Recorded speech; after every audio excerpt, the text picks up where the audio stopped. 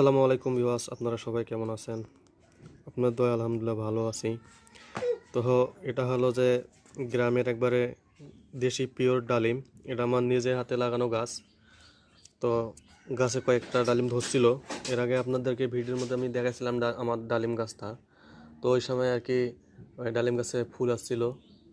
তো কিছু কিছু ফুল পড়ে যায়, আবার কিছু কিছু ফুল আটকে আবার ডালিম ধরে আবার পড়ে যায়, নষ্ট হয়ে যায়।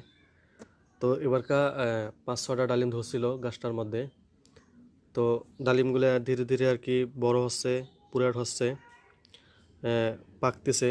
কালারটা অনেক সুন্দর লাগতেছে, তাই না? একবারে দেশি, একবারে গ্রামের পিওর ডালিম। দেখতে পাচ্ছেন কত সুন্দর একটা কালার আছে।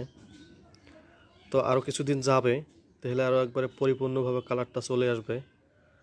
তো তারপরও আবার অনেক খুশি লাগতেছে, কারণ নিজ হাতে গাছ লাগাইছি। আমার নিজ হাতে অনেক কিছু অনেক গাছ লাগা আছে।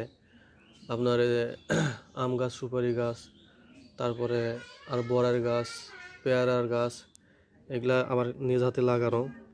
তো নিজ হাতে লাগানোর যে গাছের ফল খাইতে কত যে মজার, কত আনন্দ, যে অনুভূতি, অনেক সুন্দর একটা অনুভূতি চলে আসে।